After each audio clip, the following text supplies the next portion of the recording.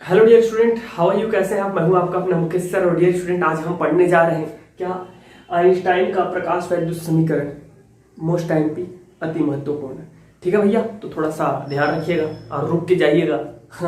ठीक है, तो प्रकाश वैद्युत समीकरण क्या है आइंस्टाइन का, देखते हैं और उसका डिराइव करते हैं, निकालते हैं। तो सन 1905 में अल्बर्ट आइंस्टाइन ने प्लांक क्वांटा सिद्धांत की व्याख्या की। और अल्बर्ट आइंस्टाइन के अनुसार जो हमारा प्रकाश विकिरण है, ठीक है, क्या प्रकाश विकिरण है, प्रकाश विकिरण वह प्रकाश विकिरण ऊर्जा के बंडलों के रूप में होता है। बंडलों या पैकेट के रूप में होता है। किसके रूप में होता है? बंडलों या पैकेट के रूप में होता है। पैकेट के रूप में होते हैं, जिसे रूप में होते हैं, जिसे क्या कहते हैं हम लोग? जिसे क्वांटा, क्या कहते हैं? क्वांटा, या डियर स्टूडेंट क्या कहते हैं? क्वांटा कहते हैं। ठीक है, तो आइंस्टाइन का यह मानना था, कहना था कि जो हमारा प्रकाश विकिरण है वो एक्चुअली तरंग, देखो तरंग सिद्धांत हमारा आ चुका है, ठीक है, हाइगेंस ने दे दिया है तरंग सिद्धांत। और व्यतिकरण, विवर्तन, ध्रुवण वगैरह वगैरह जो कई प्रकार की घटनाएं हैं वो तरंग सिद्धांत से ही सिद्ध होंगे, परिघटनाएं, ठीक है। लेकिन कुछ ऐसी भी परिघटनाएं हैं जिसकी प्रकाश वैद्युत प्रभाव, इलेक्ट्रॉनों को उत्सर्जन, ठीक है, प्रकाश वैद्युत प्रभाव है, काप्टन का प्रभाव है। तो ये सब किसके द्वारा होते हैं? प्रकाश विकिरण के कण के रूप में मानने के कारण, ठीक है। तो आइंस्टाइन के अनुसार भी उन्होंने भी क्या माना? प्रकाश विकिरण को ऊर्जा के बंडल या पैकेट के रूप में माना, जिसे हम क्या कहते हैं? क्वांटा कहते हैं। और प्रत्येक क्वांटा का, प्रत्येक पैकेट या क्वांटा का जो है, पैकेट का ऊर्जा जो होती है उसे E = h न्यू से दिया जाता है, मतलब प्रत्येक पैकेट में, प्रत्येक क्वांटा में इतनी ऊर्जा होती है। देख लीजिए h new, E = h new, जहां h हमारा जो है प्लांक नियतांक है और न्यू जो है, न्यू क्या है? वह उस विकिरण की आवृत्ति है, ठीक है। तो इस प्रकार किसने दे दिया? एक नया जो है अल्बर्ट आइंस्टाइन ने इस प्रकार से जो है प्रकाश विकिरण को क्या माना? एक पैकेट माना, बंडल माना, क्वांटा, जिसे हम क्या कहते हैं? क्वांटा कहते हैं। अब होता क्या है ये सुनिए। होता क्या है, जब कोई प्रकाश विकिरण किसी धातु की सतह पर आपतित होता है तो उस पर स्थित इलेक्ट्रॉन को वह दो प्रकार से, वो उस पर स्थित इलेक्ट्रॉन उसे अवशोषित कर लेता है। किसको?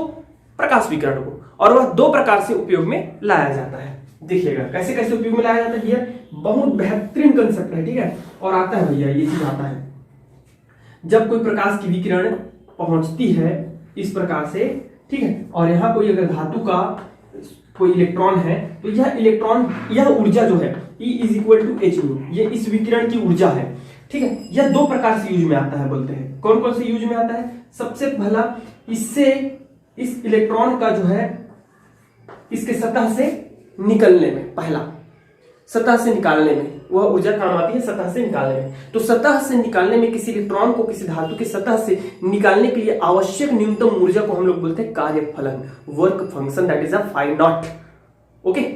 और उसके पश्चात दूसरा जो है, इसको गतिज ऊर्जा प्रदान करने में, काइनेटिक एनर्जी 1/2 mv²।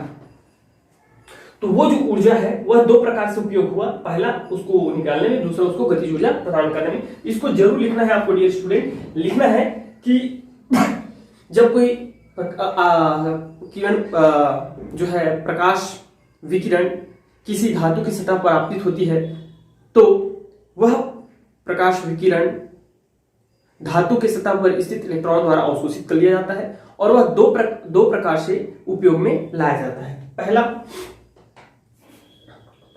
इलेक्ट्रॉन को धातु की सतह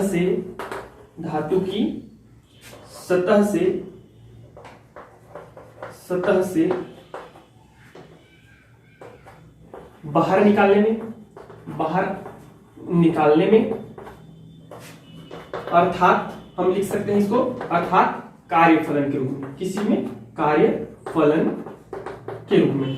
ठीक है, दूसरा आपको लिखना है डियर स्टूडेंट, उस निकले हुए इलेक्ट्रॉन को गतिज ऊर्जा प्रदान करने में, क्या करने में, गतिज ऊर्जा प्रदान करने में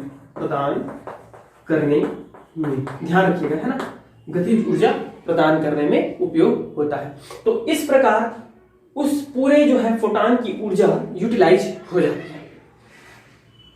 अब यदि ध्यान रखिएगा क्या चीज, अब यदि इलेक्ट्रॉन का द्रव्यमान जो है स्टूडेंट, द्रव्यमान m है, द्रव्यमान क्या है, m है, एवं उसका वेग, उसका अधिकतम वेग, क्या लिखते हैं, अधिकतम वेग v मैक्सिमम है, तब इलेक्ट्रॉन की गतिज ऊर्जा, तो इलेक्ट्रॉन की जो गतिज ऊर्जा हो जाएगी वह हो जाएगा K maximum is equal to 1/2 mv maximum square.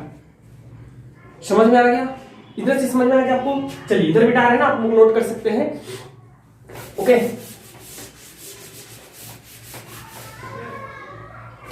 तो डियर स्टूडेंट अब क्या होता है, वो जो है उसका गतिज ऊर्जा अगर क्या हो जाएगा, उस इलेक्ट्रॉन की गतिज ऊर्जा हो जाएगा 1/2 mv स्क्वायर। हम जानते हैं ऊर्जा संरक्षण के नियम से, क्या लिखना है आपको, ऊर्जा संरक्षण के नियम से, एनर्जी कंजर्वेशन लॉ नियम से। तो हम जानते हैं क्या होगा कि जितनी ऊर्जा आ रही है, ऊर्जा को ना तो क्या किया जा सकता भैया, ना तो डिस्ट्रॉय किया जा सकता है, ना तो क्रिएट किया जा सकता है, इट इज अ कन्वर्ट और ट्रांसफॉर्म, ठीक है, in one form to other forms. तो ये वाली ऊर्जा जो है वो जो आ रही है वो नष्ट नहीं होगी, वो खपत हो गई किस कार्य में, कार्यफलन के रूप में और गतिज ऊर्जा के रूप में। समझ में आ रही है, मतलब ये ऊर्जा का सम होगा ये दोनों ऊर्जाओं का, दोनों ऊर्जा, ठीक है। कार्यफलन क्या है, वो भी ऊर्जा है, न्यूनतम ऊर्जा।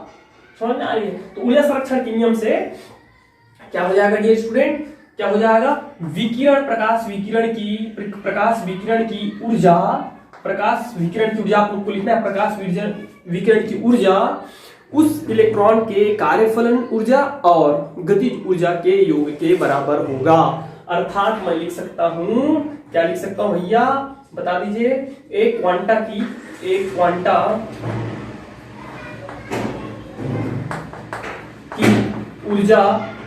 ऊर्जा बराबर कार्यफलन और प्लस मैं लिख सकता हूं गतिज ऊर्जा, है ना, गतिज ऊर्जा।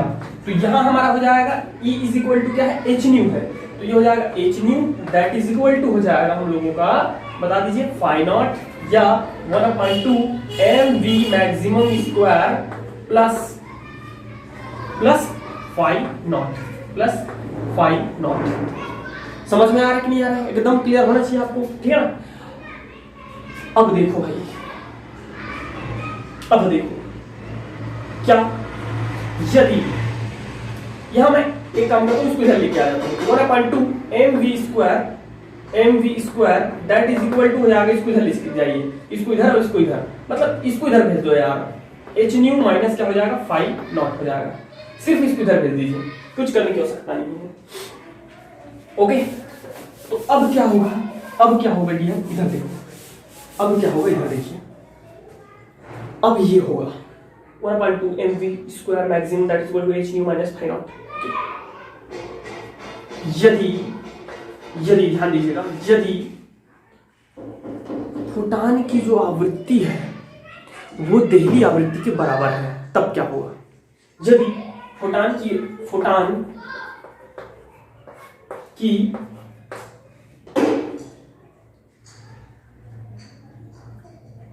फोटॉन या क्वांटा, ठीक है, कौन है फोटॉन और क्वांटा, वो ऊर्जा करते करते, ठीक है। यदि फोटॉन की ऊर्जा किसके बराबर है, आवृत्ति देहली आवृत्ति के बराबर है, आवृत्ति किसके बराबर है, देहली आवृत्ति के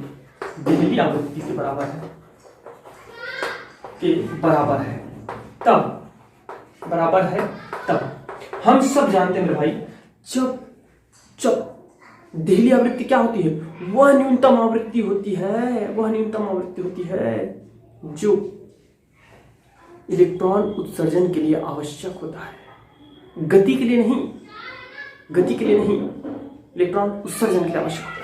तो इस कंडीशन में तब क्या हो जाएगा, उसका जो गतिज ऊर्जा है वो हो जाएगा 0। मींस दैट कि वो सिर्फ देहली आवृत्ति के बराबर होगा। इसकी ऊर्जा देहली आवृत्ति की ऊर्जा के, इसकी आवृत्ति देहली आवृत्ति के बराबर होगी। तो केवल और केवल क्या होगा, केवल और केवल होगा कि इलेक्ट्रॉन निकलेगा, वो गति नहीं करेगा। केवल और केवल वो इलेक्ट्रॉन धातु की सतह को छोड़ेगा, गतिज ऊर्जा नहीं होगी उसमें। तो इस कंडीशन में हो जाएगा dear student 1/2 mv maximum is equal to 0, that is equal to h, nu के प्लेस पे क्या रख देंगे, nu naught minus five naught, क्योंकि फोटॉन की आवृत्ति किसके इक्वल है, देहली आवृत्ति के बराबर है। इसलिए मैंने न्यू के प्लेस पे क्या रख दिया, न्यू नॉट रख दिया। और 1/2 mv मैक्सिमम जो स्क्वायर है उसको 0 किया, क्योंकि वो जो है गतिज ऊर्जा प्रदान नहीं होगा, केवल वो कार्य फलन मतलब वो निकलेगा बस। ठीक है, तो यहां से मैं फाइव नॉट का वैल्यू जब निकालता हूं तो वो आ जाता है मेरा new not, h new not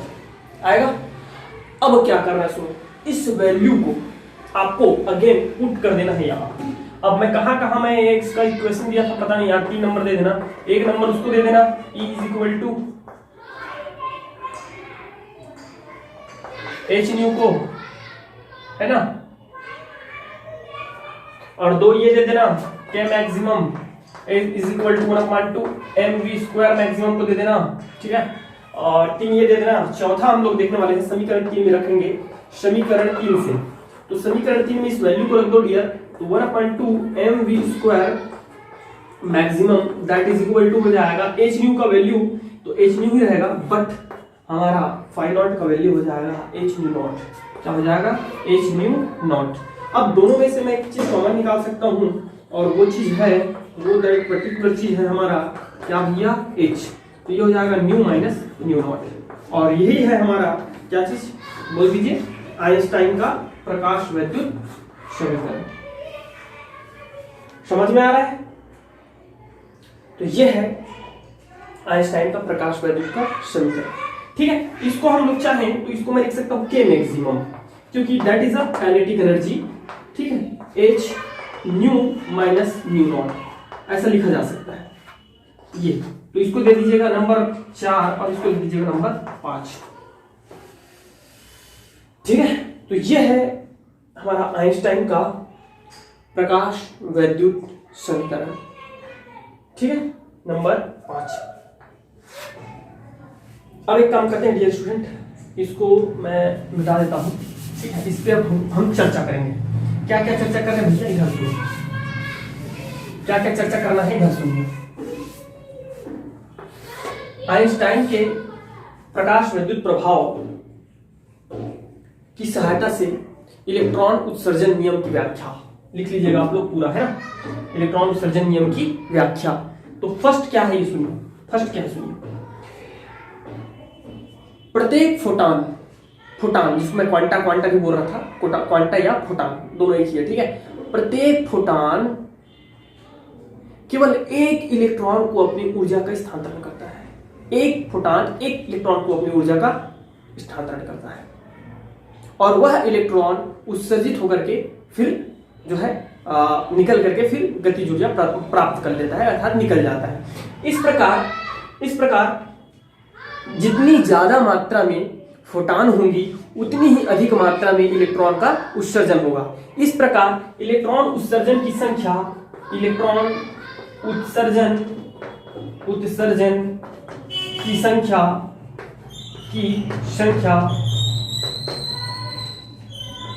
विकिरण के तीव्रता के अनुक्रमानुपाती होती है। विकिरण के तीव्रता पर निर्भर करता है, लिख सकते हैं, क्या कर सकते हैं, तीव्रता पर निर्भर करता है या अनुक्रमानुपाती होता है।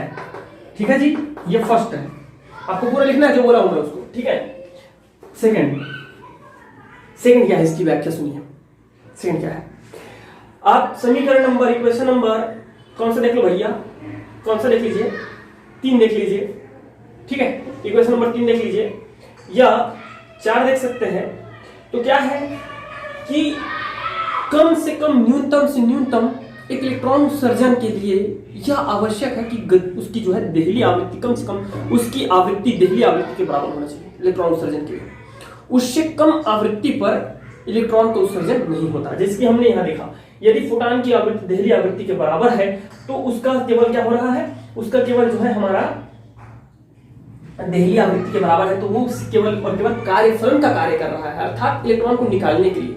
अगर देहली आवृत्ति से भी कम हो गया, मतलब इसको अगर मैं 0 रख देता हूँ, देहली आवृत्ति के प्लेस पे 0 रख देता हूँ तो कार्यफलन 0 हो जाएगा, मतलब वो इलेक्ट्रॉन निकलेगा भी नहीं।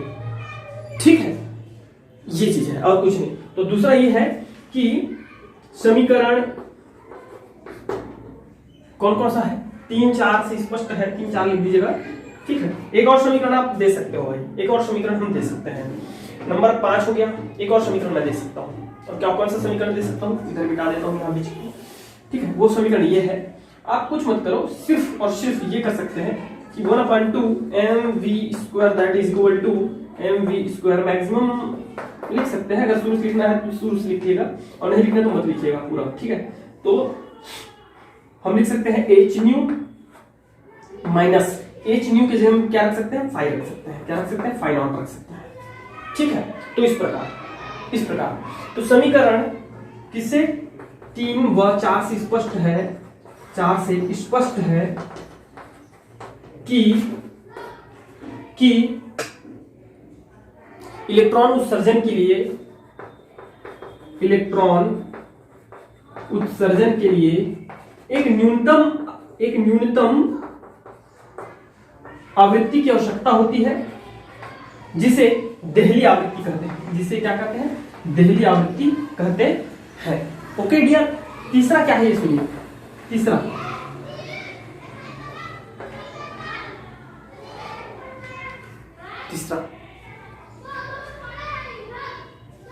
यही से देख लीजिएगा, समीकरण नंबर 4 या 3 5 6 7 8 जो भी है, 5 है 4 है, यहां से देख लीजिएगा, ये यहां से देख सकते हो, यहां से देख सकते हो अज्यूम।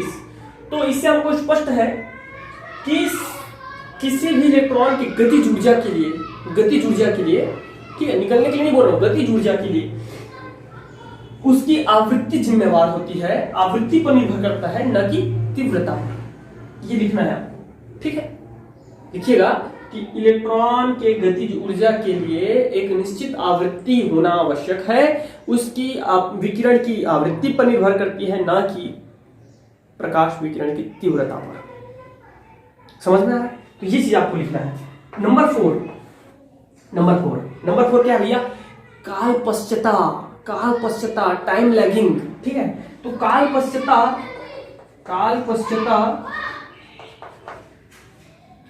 आपको लिखना है। क्या लिखना है सुनिए, जैसे कि हमने नियम में पढ़ रखा था कि जैसे ही कोई विकिरण, प्रकाश विकिरण, वहां पे फोटॉन नहीं बोला गया था क्योंकि ये आइंस्टाइन जी बोले। ठीक है वहां पे विकिरण था, प्रकाश विकिरण जैसे ही किस धातु के सतह पर पड़ता है, वैसे ही पड़ते ही तुरंत बिना समय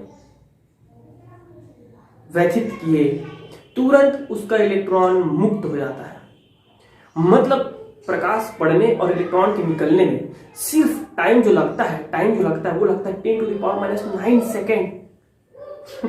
1 सेकेंड समझते हो, 1 सेकेंड का 10⁹ गुना कम।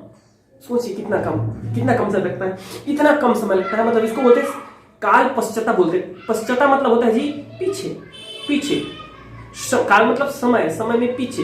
तो जैसे ही वो आया, प्रकाश पड़ा, तुरंत इलेक्ट्रॉन निकल गया, तनिक भी समय नहीं लगा। मतलब दोनों के आने और जाने में कोई टाइम नहीं लगा।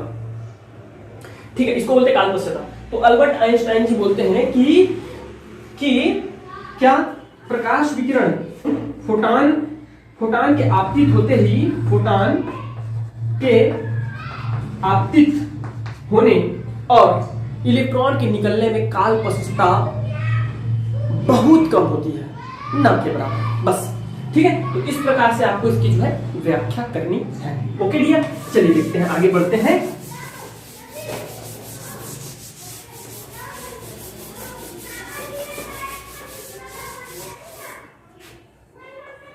प्रकाश की कणीय प्रकृति,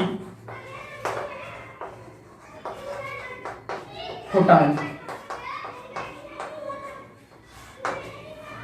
ठीक है डियर, इसके अभिलक्षण वगैरह इसके बारे में चर्चा करते हैं, जैसे कि आइंस्टाइन ने अभी प्रूव किया, मैंने उसको पूरा डेरिवेशन बताया, दिखाया, ठीक है, कि उसको आइंस्टाइन ने प्रकाश को कैसा माना, फोटॉन माना, ऊर्जा के पैकेट और बंडल के रूप में माना। ठीक है, तो क्या है प्रकाश ऊर्जा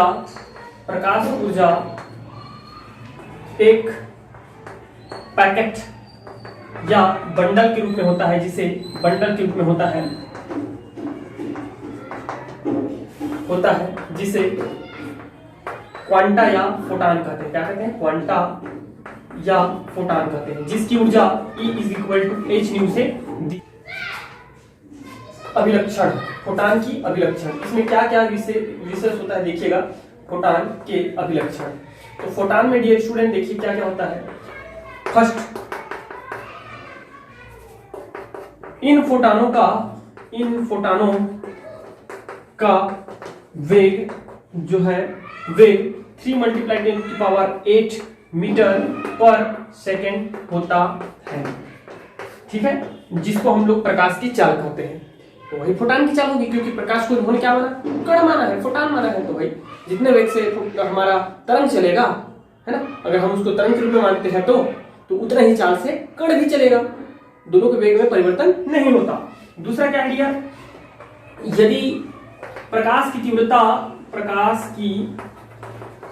तीव्रता में वृद्धि कर दी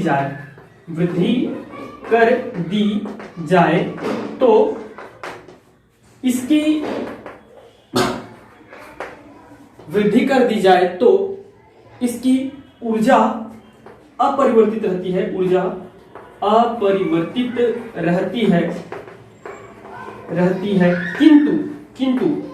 किंतु क्या बढ़ जाता है, किंतु इनकी तीव्रता में वृद्धि कर दी जाए तो इनकी ऊर्जा अपरिवर्तित रहती है, किंतु फोटॉन की संख्या में जो है, फोटॉनों की संख्या में वृद्धि हो जाती है,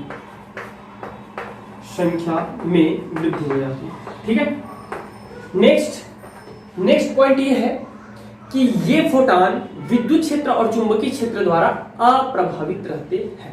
जैसे कि हमने पढ़ रखा है, इसमें विद्युत चुंबकीय तरंगों में पढ़ रखा था कि विद्युत चुंबकीय प्रकाश को विद्युत चुंबकीय तरंग माना है, जो कि विद्युत क्षेत्र और चुंबकीय क्षेत्र एक दूसरे के लंबवत एवं तरंग संचरण के लंबवत होते हैं। तो वे वहां भी हमने देखा था कि उसका भी अभिलक्षण क्या था कि वे विद्युत क्षेत्र और चुंबकीय क्षेत्र से अपरिवर्तित रहते हैं। उसी प्रकार ये भी क्या रहते हैं, ये फोटॉन विद्युत क्षेत्र एवं चुंबकीय क्षेत्र से अप्रभावित रहते हैं,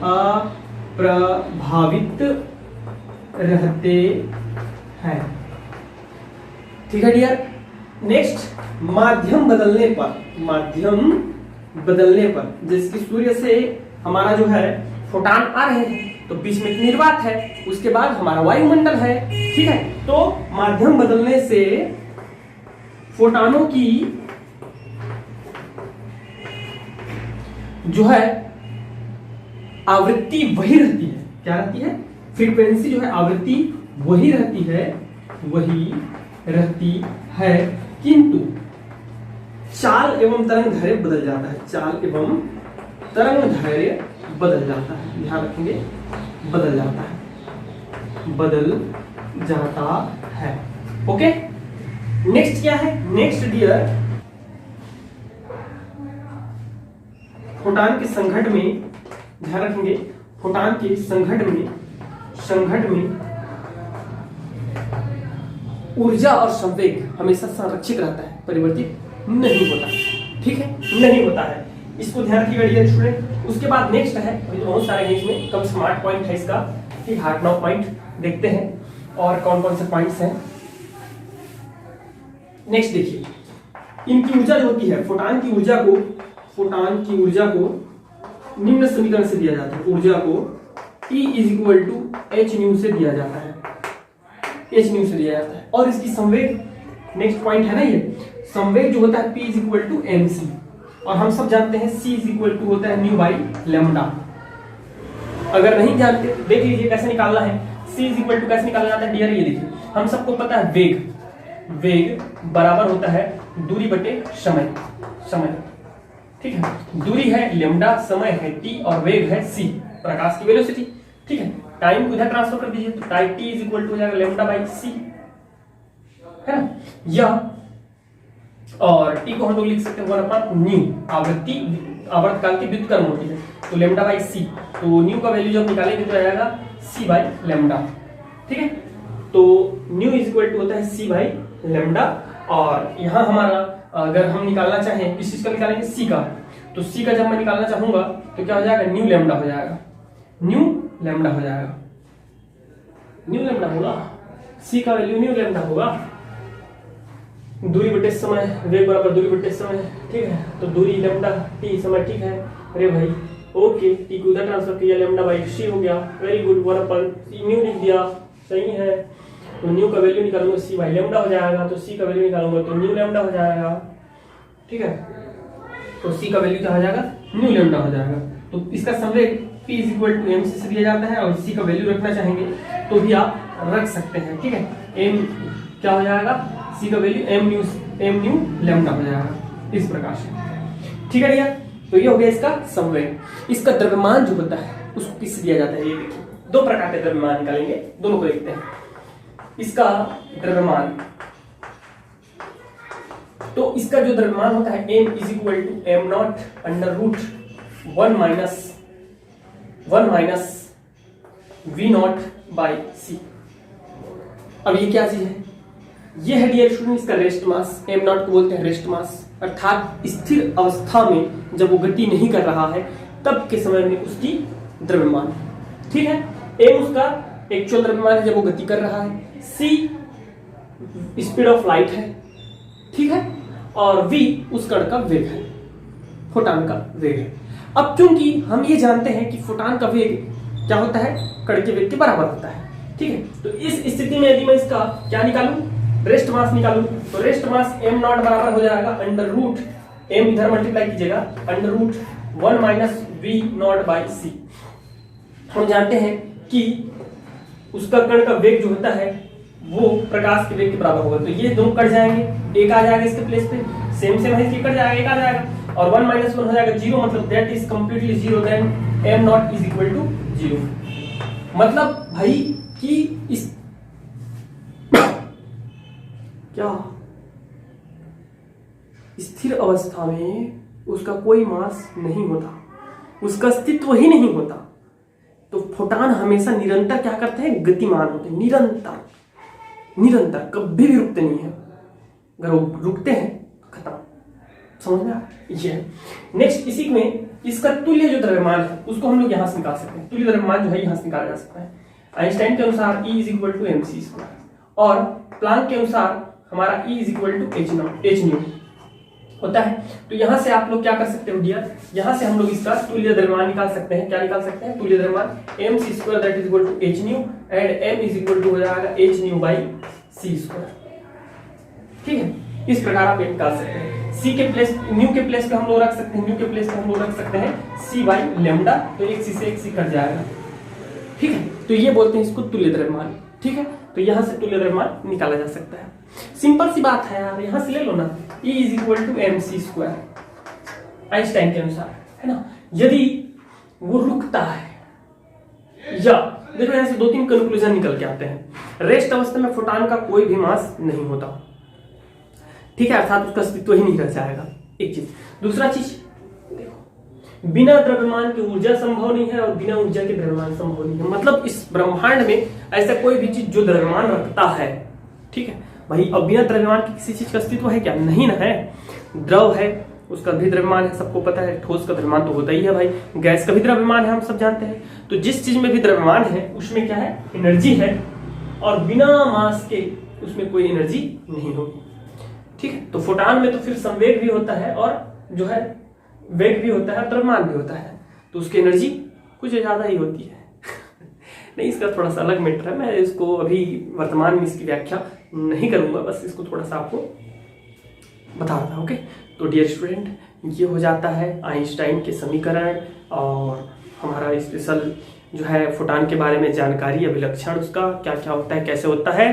ठीक है, और नेक्स्ट क्लास में देखेंगे मेरे भाई क्या, तरंग की द्वैत प्रकृति, डुअल नेचर ऑफ verbs नहीं, द्रव्य की द्वैत प्रकृति, डुअल नेचर ऑफ मैटर्स, वो भी आता है।